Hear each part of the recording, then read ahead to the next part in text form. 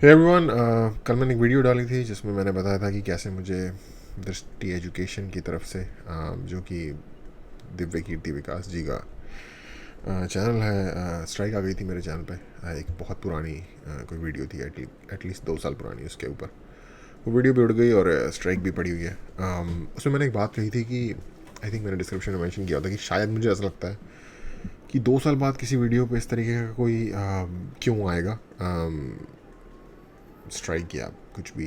वो वीडियो भी किसी थर्ड चैनल के बनाए के द्वारा बनाया गया था, डायरेक्टली दृष्टि का वीडियो नहीं था वो, बट वट एवर जो भी है। तो मेरे को लगा शायद इसलिए क्योंकि मैं प्रो भाजपा हूँ ओपनली, या प्रो मोदी जी हूँ, तो इसलिए शायद और जिन लोगों को थोड़ा सा भी अवेयर है कि क्या चल रहा है देश में इस टाइम, स्पेशली आईएएस की कोचिंग वगैरह के जो टीचर्स होते हैं उनके विचार नहीं मिलते मोस्टली बीजेपी से या मोदी जी से को नहीं इतना पसंद करते वो लोग। तो मुझे लगा कि शायद क्योंकि मैं ओपनली प्रो बीजेपी हूँ तो शायद इस वजह से सडनली स्ट्राइक आएगी। मैंने ये भी बताया था कि लगभग करीब 2-2.5 साल पहले एक बार और उन्होंने मुझे बैक टू बैक एक ही दिन में 2 स्ट्राइक्स भेज दी थी, तब शायद मैंने इसके ऊपर कोई बात नहीं की इतनी ज़्यादा। एक दो जगह कहीं कमेंट्स में मेंशन किया होगा, लेकिन कोई वीडियो नहीं बनाई उसके ऊपर। एनीवे, तो एक कमेंट आया उस पर उनका कहना है व्यूअर का कि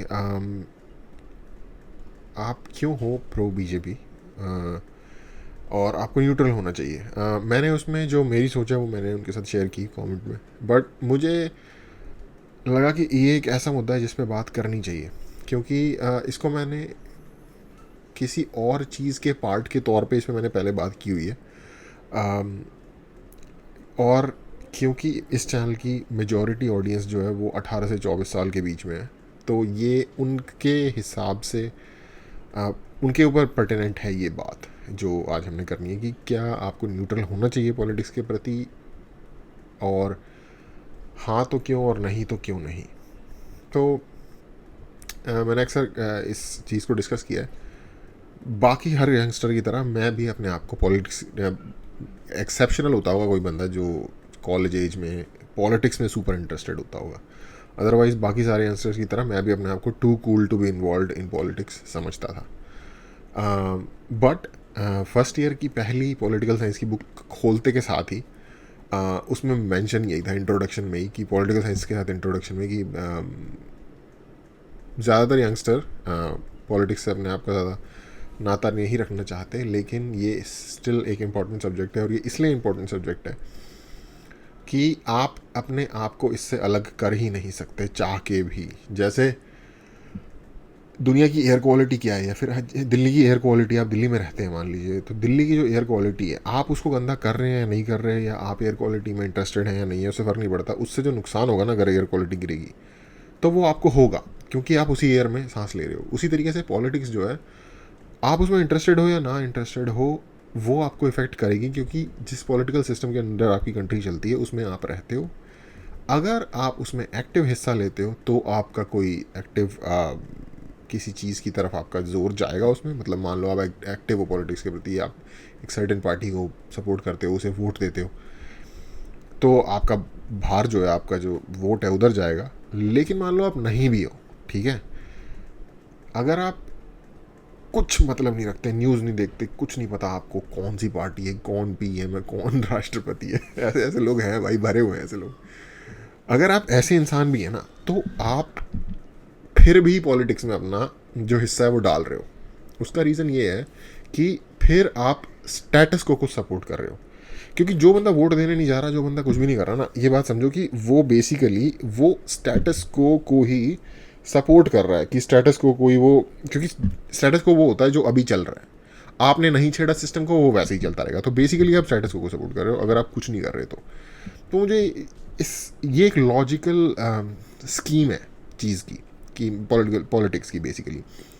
और ये मुझे उसे देख के समझ आ गया था कि मतलब अगर यार देखो ये एक ऐसी चीज़ जिसमें हम इन्वॉल्व हैं ही, और उसको भी भूल जाओ। उसका नेक्स्ट स्टेप ये है, आपको इसलिए कंसर्न होना चाहिए पॉलिटिक्स से कि जिस कंट्री में, जैसा कि मैंने आपको कहा, कंट्री की पॉलिटिकल हालात किधर जा रहे हैं, ये इससे आप डायरेक्टली अफेक्टेड होगे। और अक्सर आपने देखा होगा बड़ी एज के जो लोग होते हैं ना, वो क्यों इन्वॉल्व होते हैं, क्योंकि उनको इस चीज़ की अंडरस्टैंडिंग होती है कि मुझे मेरी, जैसे आपके फादर हैं वो शायद पॉलिटिक्स में ज़्यादा इंटरेस्ट लेते होंगे, क्योंकि उनको पता है कि जैसी सरकार बनेगी और जैसे वो डिसीजन लेगी उसके हिसाब से मेरी फैमिली पे और मैं कैसे अपनी फैमिली को चलाता हूँ ये आएगा, इस चीज़ के ऊपर फ़र्क आएगा।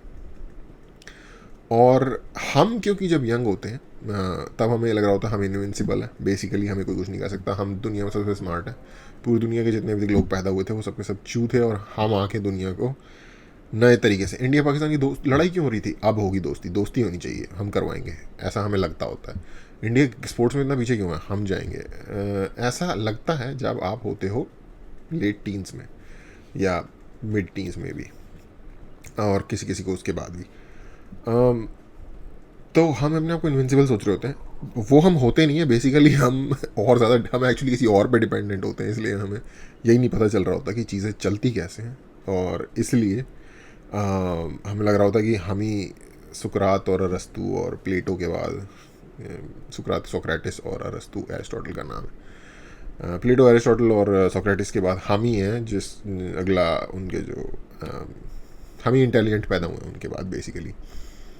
तो इसलिए हम कूल समझ रहे होते हैं, हमें लग रहा था ये पॉलिटिक्स वाले सब गंवा रहे हैं, लालू वालू जैसे लोग पार्लियामेंट में बैठे हुए हैं, इनकी शक्ल देखो जरा, ना इन्हें बात करनी आती ना इनका एक्सेंट है, सब आता है भाई उसे, वो मास्टर्स है वो बंदा, और उसे अंग्रेज़ी भी बोलने आती है। ये एक गेटअप है जो इंसान लेता है, एक कैरेक्टर में जाता है एक ख़ास तरीके के मीडिया अटेंशन के लिए, या फिर लोगों के एक ख़ास तरीके के अटेंशन को होल्ड करने के लिए। लालू की बात कर रहा हूँ इस केस में, जो आपको लगता है ना कि जैसा उसे देखिए कि वो गंवार सा एक देसी सा है, कॉमेडी गोल मटोल, उतना ही बड़ा चारा चोर उनको कहा जाता है, चारा घोटाला किया हुआ बहुत बड़ा, अभी भी जेल से ना बेल पे बाहर है मेडिकल के इलाज के लिए, ये ऐसे नहीं पहुंच जाते इतने पावरफुल जगहों पे लोग। तो मुद्दे की 100 बात की एक बात कि चाहे आप फ़र्क डालो उसमें या ना डालो, आप टैसिट सपोर्ट करोगे ही स्टेटस को, और at the end of the day आपकी लाइफ को वो चीज़ इम्पैक्ट करेगी ही। हम जैसे जैसे बड़े होते हैं हमें क्लियर होना शुरू हो जाता है। तो मुद्दे की बात यह है कि आपको न्यूट्रल होना चाहिए कि नहीं होना चाहिए। तो इसलिए न्यूट्रल होने का मतलब ही नहीं बनता यार। देखो, दो लोग हैं, मोदी और राहुल गांधी, क्या एब्स्ट्रैक्ट्स में क्या बात करनी, मुद्दे पे आते हैं। मोदी हो गया और राहुल गांधी हो गया एक साइड पे, ठीक है। तो मोदी एक बातें कह रहा है कि मैं ये करूँगा, मुझे आप कंट्री का लीडर चुन लो। राहुल गांधी कह रहा है मैं ये करूँगा, आप मुझे कंट्री का लीडर चुन लो, ठीक है।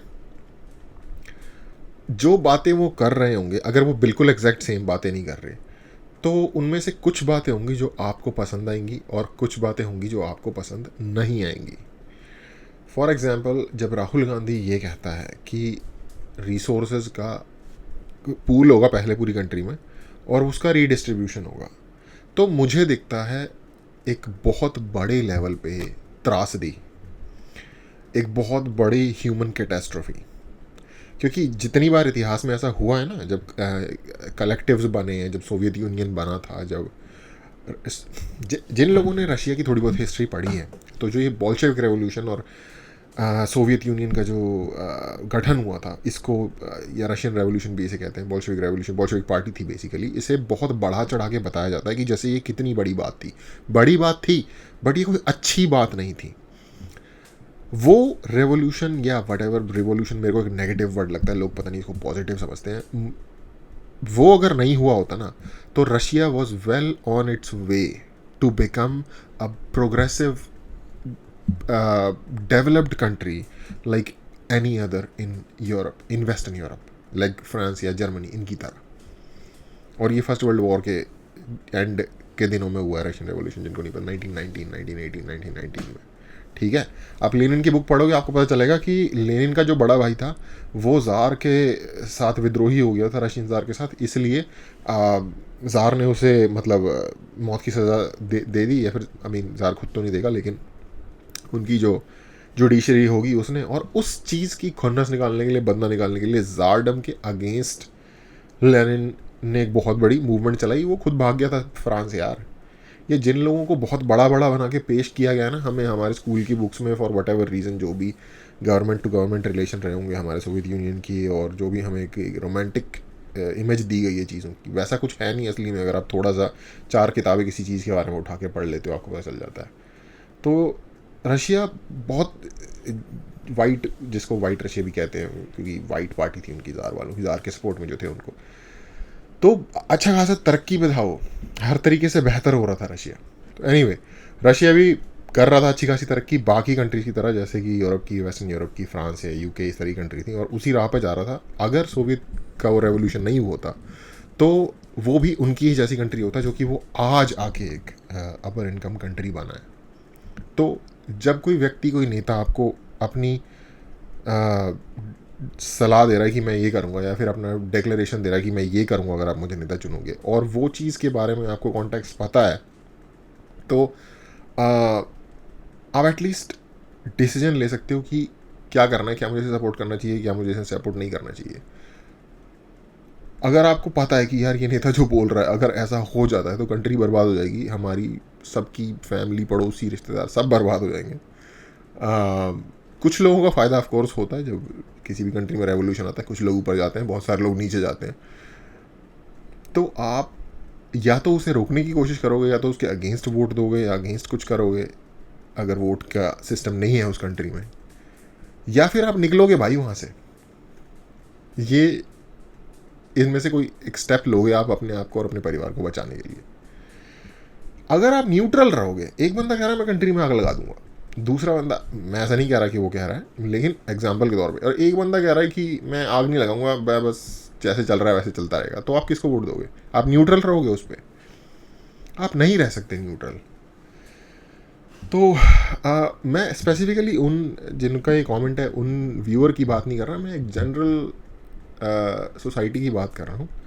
जिन लोगों को ऐसा लगता है कि किसी भी व्यक्ति को सुनने के लिए, या उसके सुनने के लिए ही कहना ज़्यादा सही होगा, और तो क्या, विश्वास करना तो वो इंसान के अपने ऊपर है, उसे अपने आप से परख के देखना चाहिए कि कौन सही बोल रहा है, या उसकी सोच के हिसाब से।